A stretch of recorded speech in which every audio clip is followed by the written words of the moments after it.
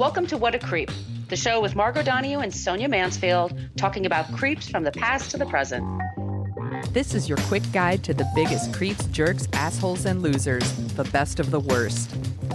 From two nice ladies who want the world to be a little less creepy.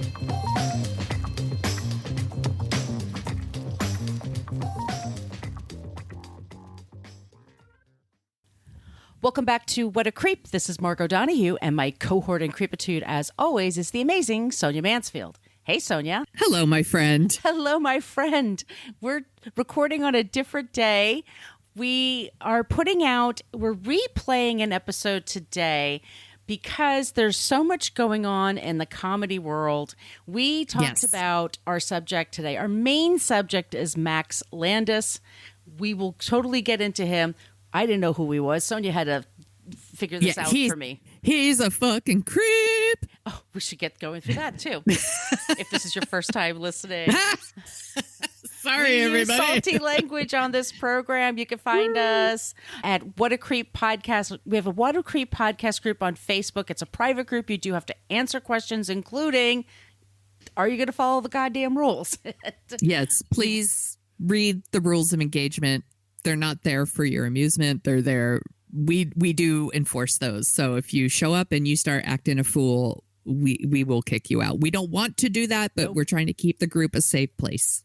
Exactly. We do have a basic Facebook page. That's where you can go to complain about our language. We have our Twitter account is at CreepPod because somebody had What a Creep for over 10 years and never used it. Creep. We're on Instagram at What a Creep Podcast, and we have an old-timey email, whatacreeppodcast@gmail.com. Those are all the places that you can reach us. That's to send us your suggestions for creeps and non-creeps and just, tell us what you like about the show. Mostly what you like about the show is what we're interested in. Please. We have a few 5-star reviews. I just want to give a quick shout out Yay. to Hezbella and Emily. Thank you both so much for giving us 5-star reviews. Oh, thank you. It helps us do that ratio versus the dudes that send us reviews like, no. Yeah, their reviews star. are 1 star. No. Thanks for the deep thoughts, my friend. Tell them about the website really quick. Yes, you can go to whatacreeppodcast.com and it's everything you ever wanted to know about our show, but we're afraid to ask. There are links to almost all of our episodes because the first 4 seasons are behind the Patreon wall. More on that in a second. Each of those episodes also has links to all of our resources.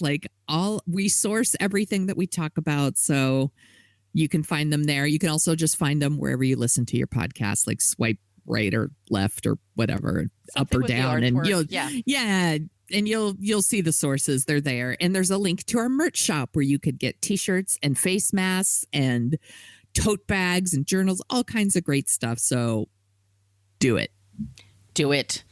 We also do have a Patreon page if you want to help support the show. We have a couple of very affordable options. We just went to a yearly option if you want to. Woo! Christine just did that, and Wendy just joined us. We also put out a newsletter. We really appreciate everyone who does that, but if money is tight, we totally get that. Just tell a friend about the show or just follow us on social media or share an episode if you feel like it. We'd like that very much. Yeah, or email us and we'll send you some stickers and slap it on all your stuff, and it's a little icebreaker. What's that? It's my favorite podcast, What a Creep. With no Sonia big deal. Margot. We wanted to replay this episode because earlier, either this week or last week, since COVID times. What is time, man? What is time? In our Patreon bonus episodes, we've brought up a few times a couple of people. One of them is Chris D'Elia. We're talking about him a little bit today. He's a stand-up comic, but we'd love to talk about Jen Kirkman. She's a fantastic stand-up, and she talks a lot about women and feminism and women in comedy and the bullshit that they have to put up with. And then we just found someone, Alice Hamilton, who's amazing. Amazing. And she just went on a Chris D'Elia rant that was delicious. So good. Which was so good. It was so great. So we have in our show notes the tweet link for Alice, for Jen Kirkman. We also talk about why are people talking about Chris D'Elia? Well, it's because he's been accused by people for called child sexual abuse basically grooming teenage girls using social media. Stand-up comedian, had a bunch of specials, a bunch of podcasts. He's still podcasting. He's still doing stand-up. He lost a role for Netflix, excuse me. Tig Notaro took his role, but she was she was the best part of that movie, by the way, from what I remember. I couldn't even sit through the movie, and it was no fault of Tig Notaro. It was just not for me. But I would be fine if we just want to erase him completely and replace him with Tig Notaro and everything. I'd be fine with this. Oh my God, that's a great idea. And also, could we just erase all sexual assaulters and replace them with Tig Notaro? Great idea. I'm into it. Well, first of all, I saw this clip, and it's Chris D'Elia, and like I said, he was accused of, he hasn't been convicted, being sued, going through stuff. I always think like, well, and people don't care about women in comedy, and they certainly don't care about the women who work at the clubs and have to put up with these assholes and have no power. But he put out a clip, and we never do this, by the way. This is also a super special episode. Yes. And I said to Sonia, I heard this particular Chris D'Elia clip where he basically says you can't shame a person into being who you want them to be. Here is this brilliant thinker right now. That's the thing. You can't shame someone into becoming what you want them to become. It pushes them the other fucking way. You can't do that. It doesn't work the way you want. I have a hard time not thinking about Charles Manson because since I was like 10 years old and I first read Helter Skelter. But listening to this guy and he's saying shame as if shame doesn't work. And I'm like, shame works. If you have a goddamn conscience. Right. Yeah. Also, and just like, how dare you hold me responsible for my actions? I'm just going to double down and run towards people who won't hold me responsible for my actions. I'm going to go after more girls and younger. Yeah, I'm like, fuck this guy. He didn't say that. But I said, this really got in my brain because I remember anytime Charles Manson was interviewed, and believe me, I was stupid enough to watch every single one. He didn't have any new content. I was waiting for a new answer. But this is his reply from 1987. It's an interview he did with the Today Show, and they asked him, do you ever feel remorse? You never felt it? Remorse for what? You people have done everything in the world to me. Doesn't that give me equal right? I can do anything I want to you people at any time I want to, because that's what you've done to me. If you spit in my face and smack me in the mouth and throw me in solitary confinement for nothing, what do you think's going to happen when I get out of here? Guilty. I wouldn't do anything that I felt guilty about. You don't feel guilty at all? There's no need to feel guilty. I haven't done anything I'm ashamed of. Spoiler. He doesn't feel remorse. Never did. Because he's a fucking monster. He's an asshole. And I have to say, like, between the two of them, the one with more charisma is not the failed musician. That's the dead one. The guy that actually goes on stage and tells jokes. I have lots of fans. He's kind of a bore, I think. He is a bore. Honestly, I had never heard of this dude. I had never heard of him until all the news came out that he was a total creep. And I was like, who now? Well, since Me Too, and there's all this stuff going on about, is there too much Me Too? Is it too people getting canceled and the cancel and the cancel and the cancel? Yes. Going back to Jen Kirkman. So first of all, I want to say Alice Hamilton, her special is called Sex Kriminal, and she spells sex with a C and criminal with a K. For the C-K, as in the Louis C.K., because she's fucking genius. She's a smarty pants. It's such a great special. I'm like, more of these. I'm here for it. Absolutely. Jen released her album called OK Gen X, and it's doing great on iTunes, everywhere that's streaming. Please stream it. Please get it. She had a story in there about Louis C.K., and she recently did an interview for a show called Juicy Scoop, which I'm not sure if you're familiar with it. It's Heather McDonald. She mostly talks about pop culture, like and lots of reality TV. She's usually, if there's a housewife being interviewed for Hulu, all right, get Heather on there. Got it. And she interviewed Jen, and I put a link in the show notes. It's episode 643, and Jen Kirkman really talks about what really, really happened with Louis, and it's a case of somebody over the years just pushing your boundaries. What can we talk about when I'm around you? How much more can I talk about it? And that's grooming. It's pretty disgusting. And she makes a great case for the guy is just a fucking liar. Yeah. Doesn't care. Has no shame. No remorse. No remorse, No. man. He's just like... No remorse. Do you remember when Bob Odenkirk played Manson on the Ben Stiller show? I don't remember. Oh, God, I'll put that in the Facebook group. I'm going to look it up. It's called Ask Manson. It was really fantastic. We've just had all these people recently just doing this shitty stuff in comedy. And I'm just to the point now, like, we used to be kind of scared of people coming after us because the CK fans are really hostile. And he does not have, I remember... He will never tell them no. He will never tell them stop. I remember when the Dixie Chicks and George Bush. So, I mean, I didn't think a lot about George Bush. Shock. Yeah, shocker. We didn't like him. No. Not a fan. But Not I a fan of thought- his work. I thought when these women were getting their life threatened, Yes. that he would say something along the lines like, look, leave him alone. I can handle it. I'm the president. I'm supposed to be criticized. No. He let it happen. And this is the same thing, Louis C.K. And I think it's because he enjoys it. I think he just enjoys watching, women and doesn't care. He doesn't care. He just cares about his fans. Yeah. And Jen Kirkman has made a really good point on Twitter, too, where she is constantly, and this is true, I think, for a lot of female comedians, they're being constantly asked, like, what do you think about about Louis C.K. winning a Grammy? What do you think about sexual assault in comedy? Blah, blah, blah, blah, blah. Like, what do you think of the Me Too? But they're never asking the male comedians this. No. It's like, and she's like, stop asking me these questions. Why aren't you asking Patton Oswalt or Doug Benson? Like, ask these guys what they think. The burden is on us to say something. The burden is on us to prove that it happened. The burden is on us to make it seem important. And then we take the shit if nobody does anything. Yes. And so what do we get out of it? But no guy will do it because they don't want to, they think they're going to have some Louis C.K. magic around them. And she also makes a really good point in the special. Like, he always talks about how he lost $50 million. And it's like, no, you lost a deal that maybe would have been worth $50 million. I don't know that's true. How the fuck would I know? Also, I don't care. Yes, I don't care either. I don't care. I'm sorry that there were consequences for your bullshit. Well, I'm not sorry. No, sorry. Like, I'm like, too fucking bad. Yeah. Don't force women to look at your dick. And Seems asking easy. doesn't mean you're getting consent. It means you're getting weird and strange and you're messing with someone's boundaries.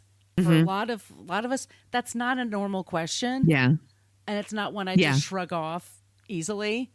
You know, I'm not Sarah Silverman. I don't think that shit's adorable. I get it. I just get really freaked out by it. Yeah. It's predatory behavior, by the way. Yes. We're not kink shaming here. This is not kink shaming. This is sexual assault. Right. This is or sexual battery or whatever they want to call it. Yeah. But he called like his agent's secretary and would ask her about it. He did this to women that worked on his shows. This is not, I mean, it's They're not, women who worked for him. or wanted to. Or Yeah, wanted they were. to He be was in a place comedy of power. Business, yes.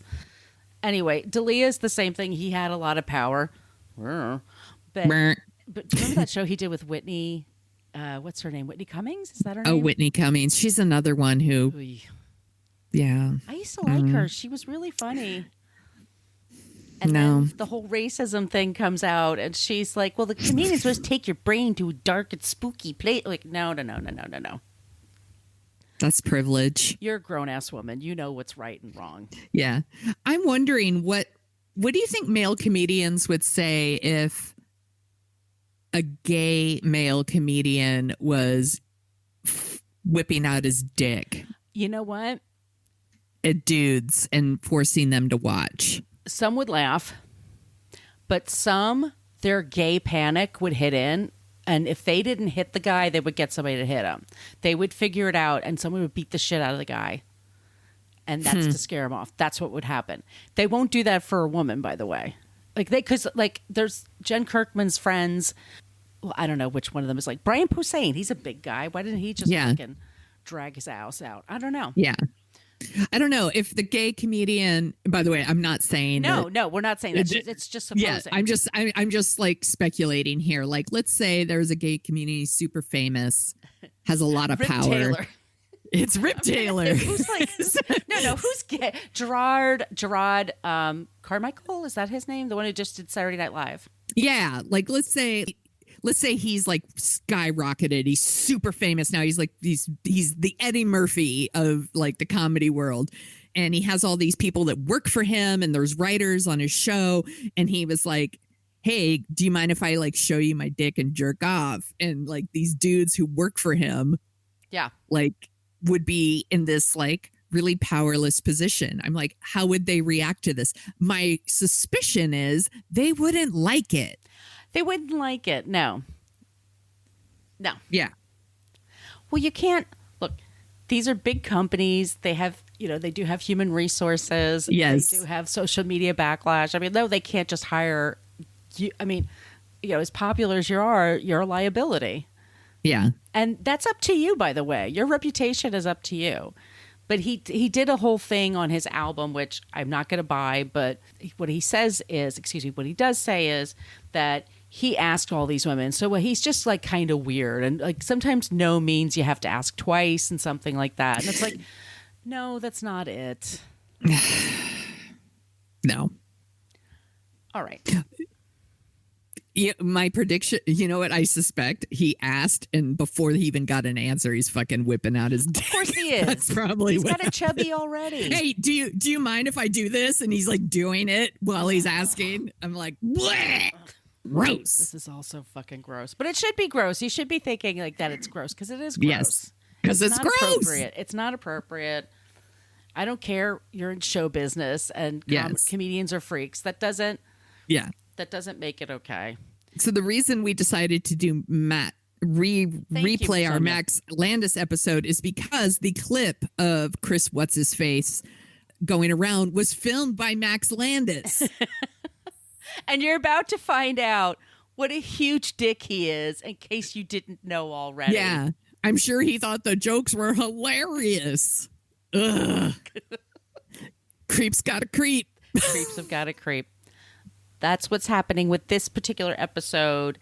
Thank you so much for listening to us. And we have all of the links there in the show notes, but also Sonia says the links for Max in this segment coming up. What else can I say? Please follow us on all the things. Send us your suggestions for creeps and non-creeps. Please follow Alice Hamilton and Jen Kirkman on Twitter. I included their links in there. Watch Alice, get Jen's CD, get her comedy album. Watch Alice's special on YouTube. It's like 30 minutes long and it's free and it's so good. She has so much confidence. Like she's just such a star in the making. Yes. I just feel like we're on the verge of seeing somebody awesome. Like she is already awesome, but just like it's going to be great. Yes. So do it. Listen to this episode. Be good. Be kind. Don't whip your dicks out. Don't be a creep. We start with someone who's decidedly not awesome. And Sonia, who are we talking about today? This week we are talking about Max Landis. So if his name sounds familiar, it's because his father is John Landis. And John Landis is best known for directing Animal House and American Werewolf in London, Blues Brothers, Coming to America. But his son, Max Landis, is known for writing a bunch of movies you've probably never seen, like Chronicle. I'm sure you've seen Chronicle. Have you seen Chronicle? I don't even know what that means. I know I've seen the Chronicles of Narnia. He didn't write that one. He also did American Ultra, Victor Frankenstein, and he wrote the next Netflix movie Bright. So you probably have heard of that one. No. The one with Will Smith. I didn't watch it. Nope. Okay. You're smart, really. He's been the subject of countless articles about how talented he is, and it absolutely has nothing to do with who his father is, I'm sure. A BuzzFeed article in 2003 stated, quote, "He's far from a case of pure nepotism because for every one of the advantages in which he was born, Max Landis has faced a disadvantage to offset it, both of his own doing and those that he could not control. What does that even mean? Right? Ugh, that's a gobbledygook sentence. Yes. It's there. What it means is it's totally not nepotism, you guys. He's super talented, but we see no proof of that. Anyway, even though his movies are almost never successful, he ends up getting better and high-paying gigs. I wonder why. But that's not why Max Landis is a creep. On top of being the son of a famous director and a middling talent himself, Max Landis is also known as a rapist, gaslighter, body shamer, and a physical and psychological abuser. Whee! Yikes. Yeah. So I put this episode together with a little help from my friends at The Daily Beast. The Daily Beast they are the ones who broke the really big story. So their story is going to come up often here. BuzzFeed, Heavy, The Los Angeles Times, Vulture, a Medium post written by one of his victims called "I Submit the Following to the Court of Public Opinion." And then, of course, IMDb and Wikipedia.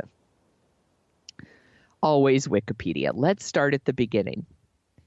Max Landis was born August 23rd, 1985. That makes me feel old. My God, stop that. I know. This changed the year. In Beverly Hills. Like I mentioned, his father is director John Landis and his mother is costume designer Deborah Landis. I feel like I should note that his father, John Landis, is a bit of a creep himself. John Landis was directing The Twilight Zone, the movie, when a helicopter hovering in a Vietnam War scene was damaged by some visual effects like explosions, and it came crashing down and it decapitated actor Vic Morrow and it killed 2 children that were in the scene. They were young too, 7 and 6. I remember. Now, this was a really big deal. Now, one could argue that it was an accident, and accidents happen, but I felt like it's worth noting. The 2 children had never before worked in movies, and they were hired illegally. Their parents were Asian immigrants. They weren't familiar with American work practices, and certainly not the usual practices in a movie industry. They were working without necessary permits, and there was no supervision of a licensed teacher or welfare worker on that set. Those kids probably wouldn't have been in that situation if they had been hired legally. No, I mean, Vic Morrow unfortunately wouldn't have made it either way. But what I've heard since then is the practice would have been for him to carry 2 dolls that look like kids. Yes, because I remember the scene. It's from The Twilight Zone. He's a Vietnam veteran that's kind of going back in time in the middle of the Vietnam War, and he's going across this swamp, and he's holding both kids, and then trying to go through the swamp, and that's when the helicopter went all crazy and fell, and then they were all beheaded. But he should have been carrying props or dolls, not kids. So. Anyway, sorry, but it was a really horrible story. I remember I was young when this happened. Yes. And it's super horrible. And it didn't really impact John Landis's career that much. He was definitely known as kind of a prick, but I mean, he went on to direct other things and those movies did well.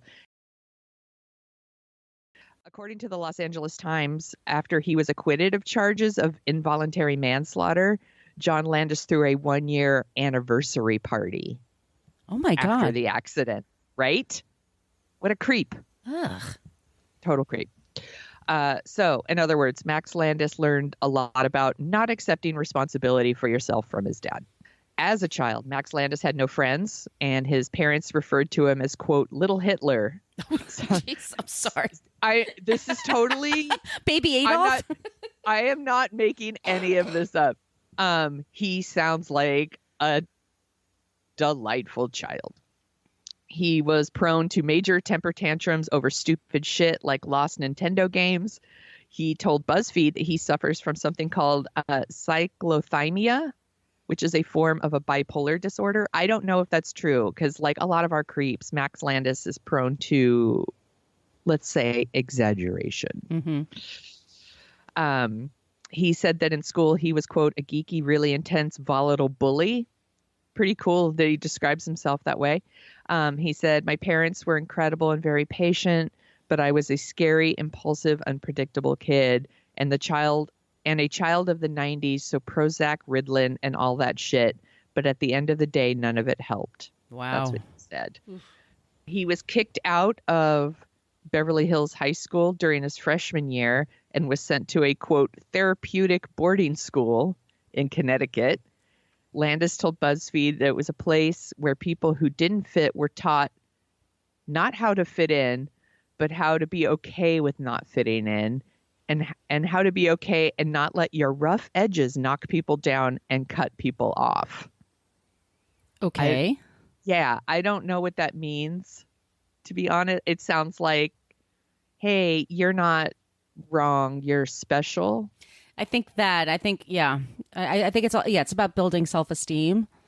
And I guess so. And sometimes the kids that are the most obnoxious, and the people in life that are the most obnoxious tend to be the most thin-skinned and actually are really hypersensitive. So maybe somebody just sort of like, hey, you're not wrong. You're just a little different. And this is how you can manage life. I'm not against that, by the way. Yeah. Like, look, as a mother who's raising a kid with special needs, I totally get that, like, you have to raise your children to be okay with who they are, but you also need to help them, like, navigate the world the best you can and be okay with that. And I think that that's maybe what they were trying to do here, but I don't think it worked because he grew up to be a real prick. So Max Landis appeared briefly in some of his father's films, including The Stupids and Blues Brothers 2000. I didn't see either of those.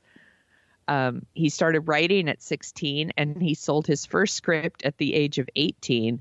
It was a collaboration with his father, of course, on the Masters of Horror episode, Dear Woman. I'm sure you've seen it. Oh, yeah. I own it. Yeah. I have a VHS copy still. By the way, Masters of Horror is probably really great. I'm not shitting on it. Max attended the University of Miami, and that's where he was involved in his first sexual assault case in 2008. By the way, this story wasn't really public until like 2019, but I'm trying to do this somewhat chronologically, so bear with me. The Daily Beast found a heavily redacted legal document, and it shows that Max Landis was involved in a September 2008 Miami case that was in the domestic violence division. They reached out to the woman who was in the form. Her name was Callie Ray, and she confirmed that she filed sexual assault charges against Max Landis in 2008, but she eventually dropped the case. And then she referred the Daily Beast to this friend of hers named Ashley Dion, who witnessed the alleged sexual assault by John Landis. And Max Landis. Max. Oh, my gosh. Thank you. No. Yeah. We want to be careful about who we're saying but did what. Sorry. For the rest of the time, you guys, I'm going to be talking about Max Landis. Okay. So I'm sorry if that slips in. I'm going to be very careful here. So Ashley said they were roommates at the time. Ashley said that her friend Callie went out for drinks with Max Landis, and later that night, she woke up to find Max Landis raping her passed out friend. Oh, God. Yeah. How traumatic. I know. Oh. So she yelled at him, "You need to leave right now." And she said he got up and he quickly pulled up his pants and that she rushed him. What a good friend. Wow. And aggressively demanded that he leave. And then the next morning, Ashley and Callie went to the police and they filed a report. And then when the case finally went to court, Max Landis's lawyer, her mother, and really just bullied her into dropping the charges. He bullied her and her mother to drop the charges? Said that, the attorney really scared her. And now, to be fair, I guess that's an attorney's job. But the attorney told her that she was going to make a fool of her on the stand, talk about how much she drinks, her sexual history, then asked her if this is really how she wanted to handle, quote, this issue. Wow. Yeah. And then the friend said that Callie was really overwhelmed and that she just started crying and then told her, I don't want to do this. Yeah. And then, by the way, when you guys, that's not even that long ago that this happened, 2008. Yeah. Can you imagine this being in the 70s and having this happen to you and how the police treated that? I mean, it's just, this is why women don't report, because they're going to be I'm sure she felt humiliated just by the lawyer in that moment. I mean, how would she feel on the stand? Yeah. Exactly. And it's still, I mean, it still happens. It's still like, how much did you drink? What were you wearing? What were you doing at a bar? Weren't you Like, kissing him before? Yeah. Didn't you kiss him before? Like, just being in public, having a drink means somehow you're asking for it. I mean, listen to like Harvey Weinstein's lawyer and all the things she's saying about the women that have accused him. Like, it's awful. This is why people don't report. Once again, this story wasn't public until 2019, and it really had no impact on Max Landis. He just went about his business. He had a string of unproduced scripts and box office failures. In 2011, he sold a script called The Good Time Gang. I guess it's a cross between The Bourne Identity and Jackass, and it was never produced. Also in 2011, he wrote a script called Mr. Right. It stars Anna Kendrick and Sam Rockwell, and it actually came out in 2015 to very mixed reviews. Mm-hmm. He wrote Chronicle, which is the only one I think people can point to that was like, it actually, like, critics kind of liked it and it made some money, although I never saw it. And it's directed by someone named Josh Trank. And I already mentioned it's the only one that people seem to actually kind of like. He wrote a script for a sequel to Chronicle, but Fox Studios hated it and they never did anything with it. Surprise! They also bought his script based on Mary Shelley's Frankenstein, because that's a story that needs to be told. Again. Yeah, and it became 2015's Victor Frankenstein, which was also a box office dud. I'm just going to keep running through a few things here. In February 2015, he directed an Ariana Grande music video, One Last Time, but then he was accused of plagiarizing the style and themes of the video from another music video called You Are the One by an Australian band called Safia. So dude can't even direct a music video without being a hack. In March 2016, he directed a movie called Me, Him, and Her. And critics hated it. And here's a quote from a Variety review. It says, "What Max Landis' sexual orientation bending directorial debut lacks in style, it makes up for in self-absorption." I'm sure you've probably heard this. There's been a lot of studies that prove that when it comes to hiring men are judged by their potential and women are evaluated based on their past performance. Mm-hmm. And Max Landis has benefited from this for years. Like, it's always his potential.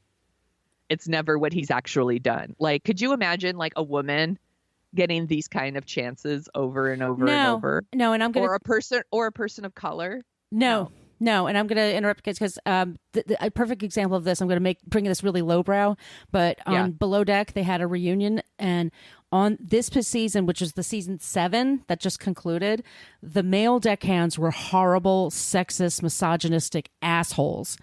And there's 3 women on the deck room in the interior, and there's one woman named Kate, who's kind of bitchy, for sure, but when they had this reunion special, and one of the men tried to beat up Kate in a car. Oh my God. Yeah.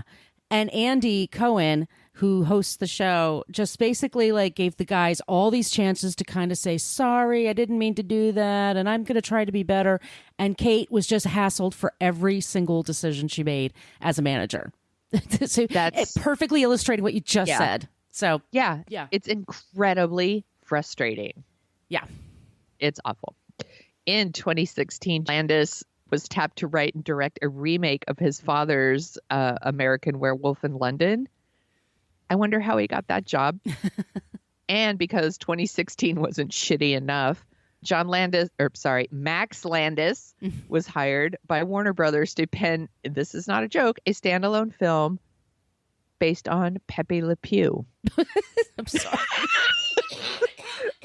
Don't make me laugh. My allergies are really bad today. That's hilarious. Seriously, I almost did a spit take when I read that. I was like, are you fucking kidding me? Like, who doesn't want to watch a movie about a horny skunk who doesn't take no for an answer? Right, who sexually harasses every woman in his presence.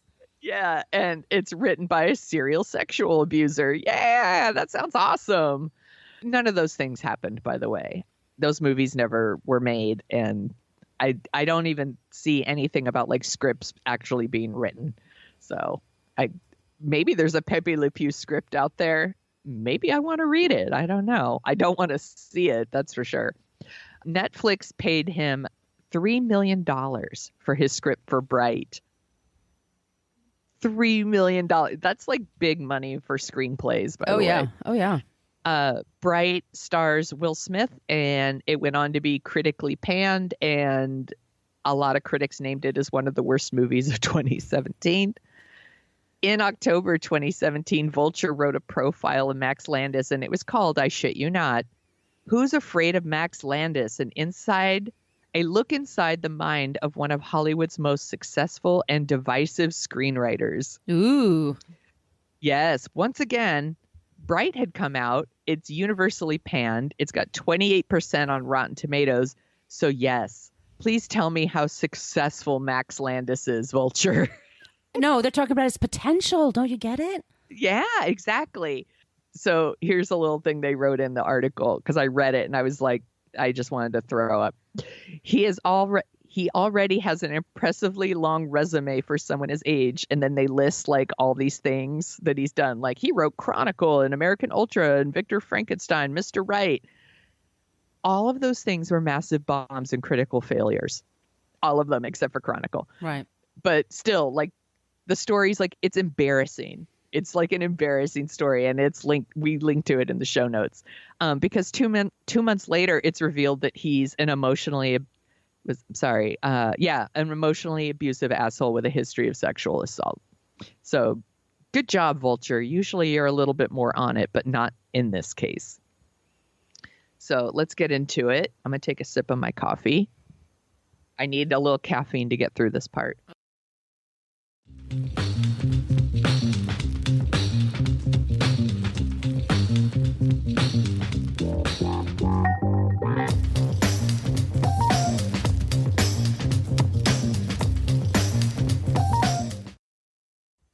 So let's get into it.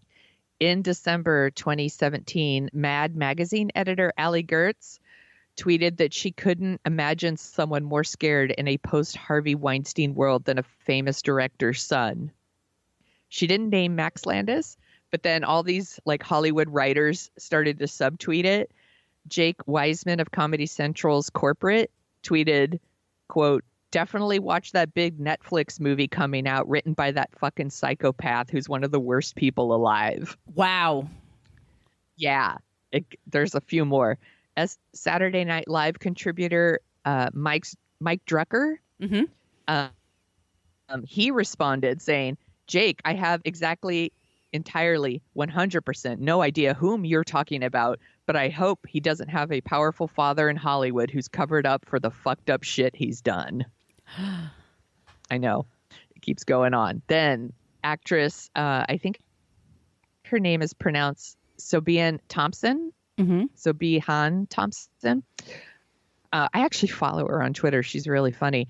She tweeted, "I don't know who you mean, but if that's true, I bet I have several friends who have been sexually assaulted by him." Holy shit. I know. Then a few weeks later, Max Landis was accused of sexual assault by a former coworker. Her name is Anna Akana. Netflix had sent out like some promotional tweet for Bright because they're just pretending that this stuff is not out there. And she commented, "Written by a psychopath who sexually abused and assaults women, right? Cool." Yeah, so things are starting to come out, and this is all right at the end of 2017. So this is when like Me Too is starting to take shape, starting to happen. Following her statement, Anna Akana's, other industry figures started to confirm Max Landis's reputation. Anti-harassment activist Zoe Quinn posted about Landis, alleging that his abuse of women was an open secret in Hollywood and that a lot of publications were withholding the story because his dad is so powerful. And she was not wrong, because then nothing happened.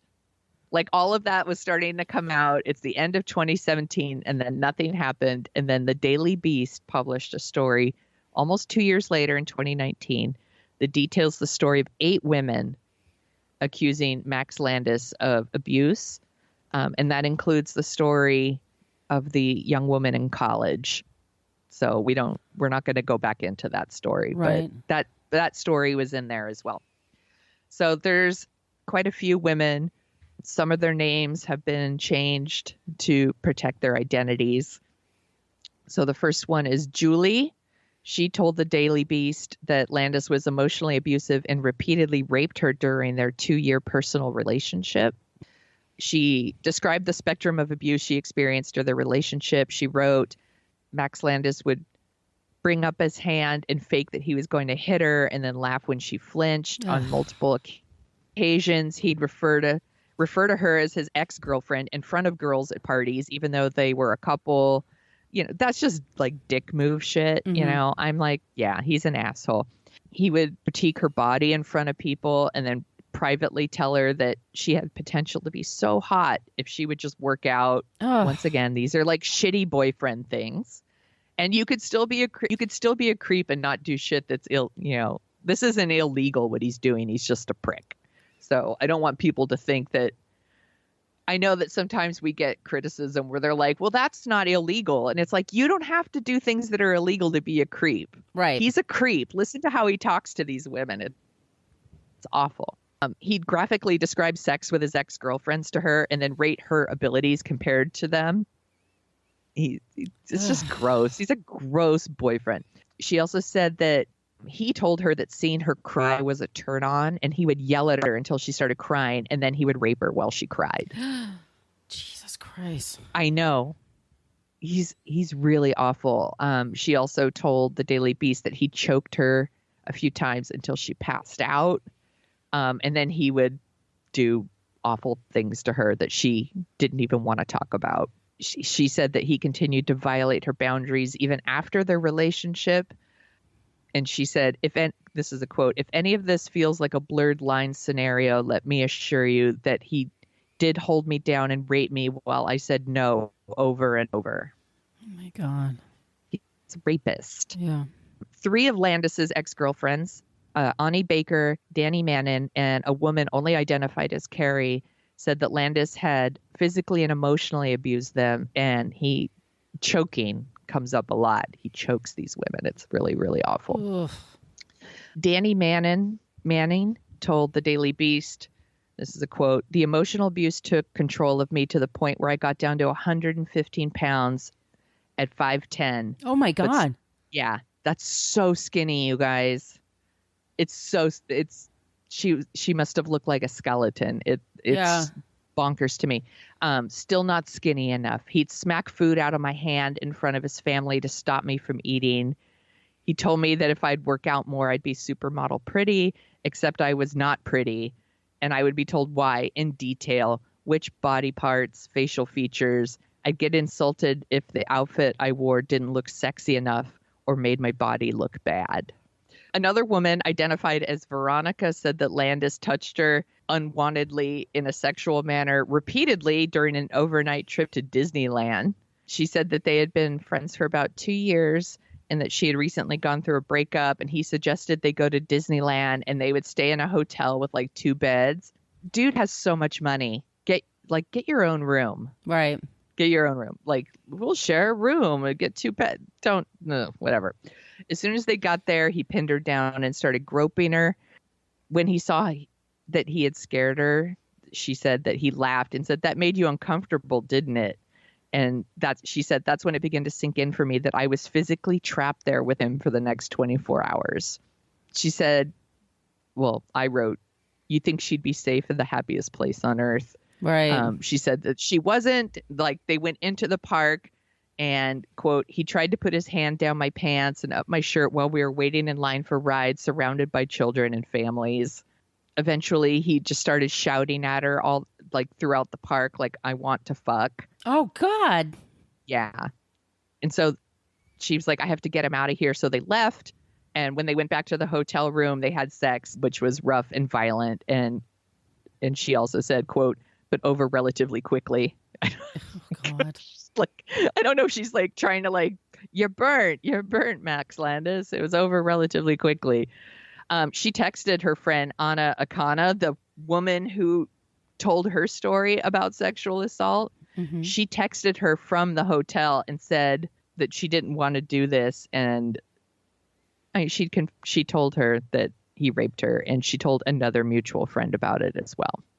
Nothing came of that. Ex-girlfriend Ani Baker said one night after they had sex, he showed her a list of all the women he had slept with. God. Like, he had like a computer file, like a spreadsheet of all the women he had slept with. And she said, this is a quote, "At the top was a key he had made to rank each experience as enjoyable or not, exciting or not, etc. Some of the women weren't listed by their names, just their ethnicity and the location of the encounter. Because he didn't know their names, he scrolled to the bottom and showed my name with his rankings next to it." Ugh. I know, it's so gross. There were also stories of two women who described accounts of sexual misconduct on movie sets. One of them is a woman named Tasha Goldthwait, who met Max Landis while she was working as a set costumer on Me, Him, and Her. She said he would talk about his penis all the time to me, brag about the size of it. On the set, he would touch me all the time. Woman's just trying to do her job. She's just trying to work. He would pick me up and turn me upside down and carry me around the set. My shirt would come above my face and I'd be exposed. At one point, we were on set with people around, and he pushed me down, got on top of me on a bed. I raised my voice and told him to get off me, and eventually I managed to get him off. Jesus She Christ. said she had to quit after 2 weeks on the production. Once again, because he would not leave her alone. You know what, guys? Don't bring up your dick to strange women. You know what I mean? That's not for... We don't care. We don't care. We don't want to hear about it. It's not funny. It's not cute. Just don't fucking do it. And the woman's just trying to do her goddamn job. Yeah. That's not flirting, by the way. No. I don't want to hear like, I'm flirting with... No, that's not flirting. We don't want to hear about your dick. Okay? By the way, Tasha Goldthwait is Bobcat Goldthwait's daughter. I was going to ask that question next. Yes. Yeah, she told him what happened, and then he told the Daily Beast that aside from the story he had heard from his daughter, he'd heard, quote, a lot of talk about Landis's behavior, and I don't know why the story never gets broken, and I don't know why he has the ability to crush this story, or his family does, or the people that hire him. Wow. Good for you, Bobcat Goldthwait. Stand up for your daughter. Yeah, absolutely. So many of the sources who spoke to the Daily Beast said they had been expecting a call, an article for years. Apparently, the Hollywood Reporter had also put together an investigative story about Max Landis and never published it. They declined to comment to the Daily Beast about what they did or didn't write. After the Daily Beast story came out, Max Landis was dropped by his manager, and then friends and more ex-girlfriends started speaking out. Oh, hold on a second. Oh my gosh, one of my stories, I don't know where it went. There's a story, we link it in the show notes. So sorry about this, you guys, but it's written by an anonymous woman who told a story about going on like a camping trip with Max Landis, and they're in the middle of nowhere, and he raped her as well. Oh, Jesus. Yeah, but she wrote it anonymously, and it's on Medium, and she was so scared. And this was one of the things that kind of tied to what happened with the woman who went to Disneyland is he makes these friends with women, and then he makes them feel kind of comfortable enough to go on a trip with him somewhere, and you're dependent on him and you're alone with him, and then he attacks you and you're just trapped. And that's what her story's about. And like I said, it's in the show notes. So I'm sorry, I don't know where that went. So after that Daily Beast story came out, he was dropped by his manager, and then all these other people started speaking out. So Brian Kopelman, who wrote Ocean's 13 and he directs Showtime's Billions, tweeted, "The Max Landis story is disturbing and infuriating. I've never met Max, but over the years, I've had a jokey, friendly relationship with him on social media. Brave, Allie Easton, and other women have made it clear Max has done monstrous things and has had many chances to show remorse and change, which he hasn't done." Actor-producer Brad Gage tweeted, "The biggest shame of my life is knowing that I was friends with Max Landis. Recently, there have been several women to come forward with statements about Max's extreme manipulation and sexual, emotional, and verbal abuse. I urge you to read the statements and believe them because I know these women and they're telling the truth. Their truths are why I completely cut ties with Max over 2 years ago. These women's stories are real and honest and should be taken seriously. There's a couple more here. Chronicle director Josh Trank tweeted that he 100% believes every word of the article about Max. The director? Yeah. Wow. Yeah, the director of Chronicle.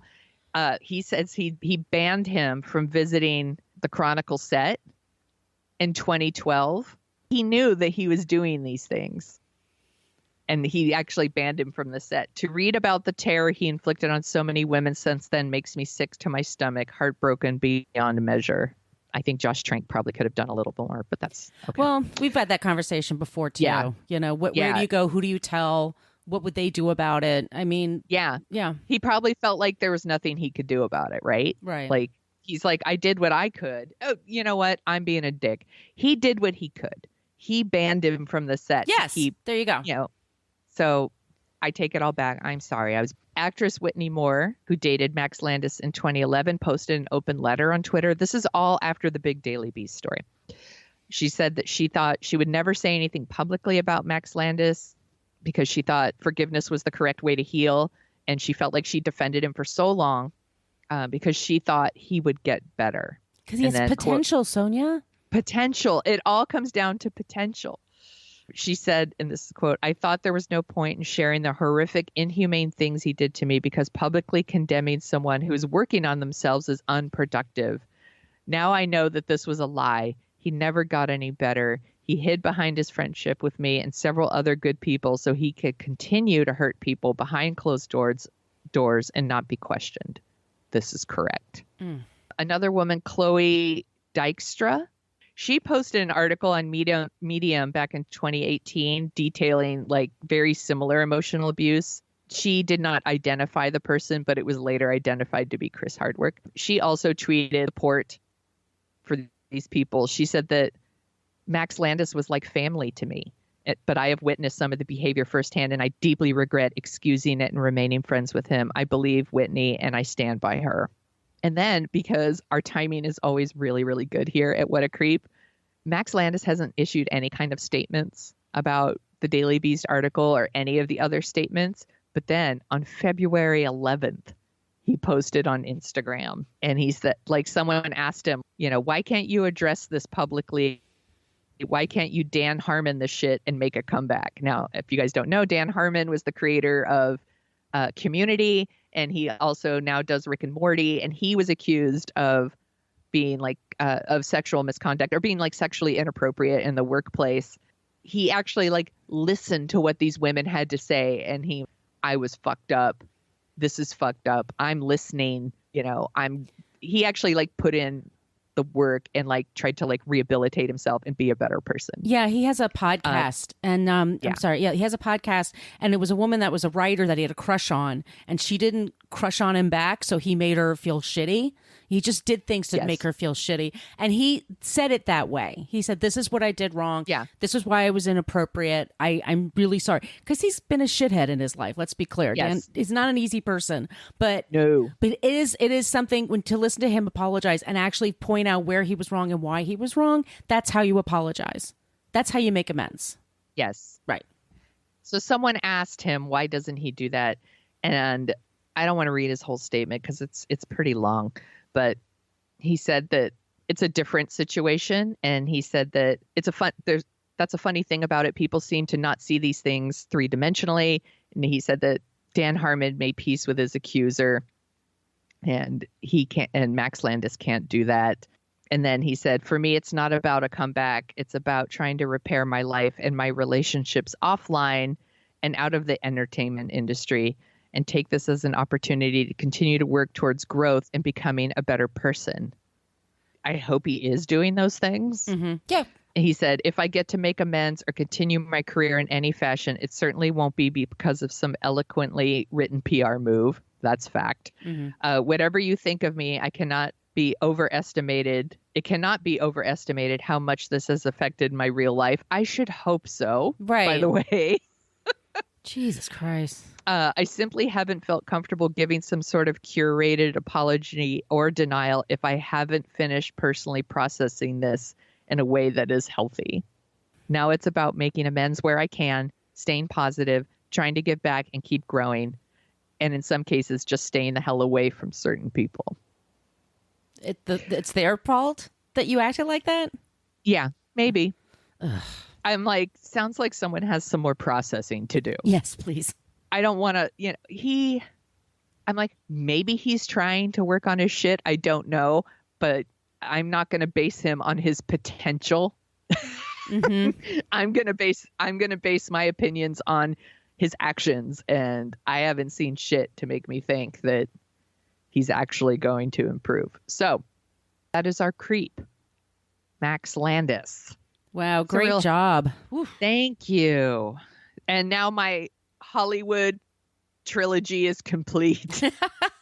Unfortunately not. They keep coming out of the woodwork. I know. There'll be more, but we did Brett Ratner, Bryan Singer, and Max Landis. Well done, Sonia.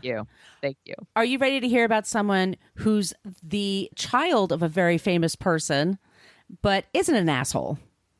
Yes, please. Okay, let me take a sip of coffee and then we'll get right into it.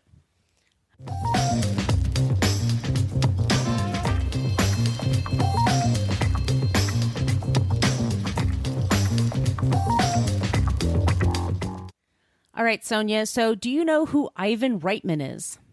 Yes, I do. Who is he? He directed Ghostbusters. He also directed Stripes, Kindergarten Cop, and my favorite White House movie, Dave. And I love Dave. We should do that for Dorking Out. Okay, let's put Dave on the list. I love Dave. Yeah, it's a great movie. He is the father of two kids. One of them is Jason Reitman, and Jason's a very talented director. He directed Thank You for Smoking, Up in the Air, and Juno. He's also produced a whole bunch of movies. They're very busy, but I don't know if everyone knows about Catherine Reitman, and she is his daughter. And Catherine is amazing. She produced. I found her last year when Netflix put out a series called Workin' Moms, and it's a Canadian comedy about women, new mothers, and how they handle work and life and all that stuff with babies, which normally would not be my jam because I'm single. I don't have kids. It's like I don't care about sippy cups and stuff like that. Just don't give a shit. I was going to say, you don't care about sippy cups? No, or potty training or timeouts. No, don't care. But here's the thing. Catherine has been working as a writer and an actress for many, many years. She was definitely into the comedy scene in LA. Her husband is Philip Sternberg. And they moved to Toronto because she had this idea for a TV series and she couldn't sell it in the States. And Workin' Moms, it's a show that it starts off the very first episode, spoiler, it's women at a group for new mothers and they're all topless. And that's how you meet these actresses. And it's not sexualized at all. It's just like, this is what it is. And now you have pumping milk things and stuff like that. She is a big proponent of talking about postpartum depression. She has two young boys. And each time she had her baby, she went through very hard depression. Oh. And she found comedy and writing her way of working through it. And with her second son, she wrote dealing with that after having him and also creating a TV show. And she, hiring the actors, she directs many episodes. She writes all the episodes. Her writing crew is mainly women. Occasionally a guy shows up. Most of the crew on the set is female. And I'm telling you, it is funny as shit. It's a super funny show, and it's available on Netflix. They have 3 seasons on Netflix right now, but they have a 4th one starting in all you lucky Canadians. That's going to be on TV there soon. But Catherine gives a lot of talks about TEDx talks and things like that about postpartum and just how and working with depression and working with, when you have a mental health issue and finding the keys for you to get through it and to not feel so alone, because you can feel so alone. I'm sure. Yeah. I mean, I never had a baby. I can imagine being home with like a little infant, especially your first time, and just being like, what the hell am I doing? Your body is going through something really crazy. I didn't have postpartum depression, but your hormones are freaking out after you have a baby. Like, it's just you're a hot mess. And then you're alone in a house most of the time with a little baby. It's a lot. Right. It's a lot to deal with. Like, I don't even, how, other women who haven't had babies, stuff, you've had like PMS and you feel like a little like extra emotional. It's like that times 1,000 or 1,000,000. It's like everything's heightened and you can't control it. And then you're just like, why do I feel this way? I should be as happy as I possibly can. I have this beautiful baby. And your hormones are like, it's a lot. It's a lot to deal with. And like, I'm so glad that people are going out and that she's going out and talking about it so that people can realize. It's one of those things about being a new mother that people didn't talk about. Yeah, and she describes it that after she gave birth, both times she thought she was broken, and that's why she started to write down her experiences. That's all she knew, because that's how she was raised. She was raised to look for the funny. Her dad directs a lot of comedies, and she and her brother were encouraged to write and create things, not just to be, because she tried to be an actress for a long time. It's very hard to be a working actor. And even if your last name is Reitman, it could be challenging. And so that's why she went into the writing and the producing, and she now directs shows. She directed an episode of Blackish recently, and just seems like a really cool chick. She's really funny. On her Twitter feed, when she was announcing the 3rd season, she just wrote, "3rd season's out and it's the tits." Like, that's just how she's cool. And that's our non-creep this week, Catherine Reitman. That's a really good one. And I'm going to add that show to my list. I think I will super love it. I think you will super love it. She's great. And she ends each episode with like a cliffhanger. So it's really fun. You're going to binge on it. So all right, I'm into it. So that's our show this week. We'll be back next week with a new creep. I will be leading that episode. And then we'll as always, we end it with a non-creep. You can find us in all the things, What a Creep Podcast, that the Facebook group asked to join that, What a Creep Podcast group. On Twitter, we're at CreepPod. If you guys have suggestions and you want to send it to us via Twitter, we really love it when you use the Annie Potts GIF from Ghostbusters, the Ivan Reitman movie. Ghostbusters. But we got one. We got one. Annie Potts saying we got one. See, we're tiring all this stuff together. If you leave us a 5-star review in Apple Podcasts, we'll mention you on the air. Please join our Patreon page. We forgot to mention they're very affordable options. We're not ripping you guys off. We're offering you great content. If you want stickers, send us an email, whatacreeppodcast@gmail.com. Also, just send us your comments and suggestions there, and we'll respond. And thank you guys so much. We'll be back. Oh, sorry. Sonia. Yes. Where can they find you? Oh, you can find me at thesoniashow.com and The Sonia Show on Twitter and Instagram. And you can find Dorking Out at dorkingout.com and wherever you listen to your podcasts. Where can people find you, Margot? On social media, you can find me at Brooklyn Fit Chick. That's for Twitter and Instagram. And my blog is brooklynfitchick.com. All the show notes are posted there with the episodes. And guys, we'll be back next week with a new creep. But in the meantime, don't be a creep. Creep. Thank you for listening to us talk about creeps. You can follow us at What a Creep Podcast on Facebook, Twitter, and Instagram. But don't follow us too closely. You can email us your creepy stories at whatacreeppodcast@gmail.com. But please keep your dick pics to yourself.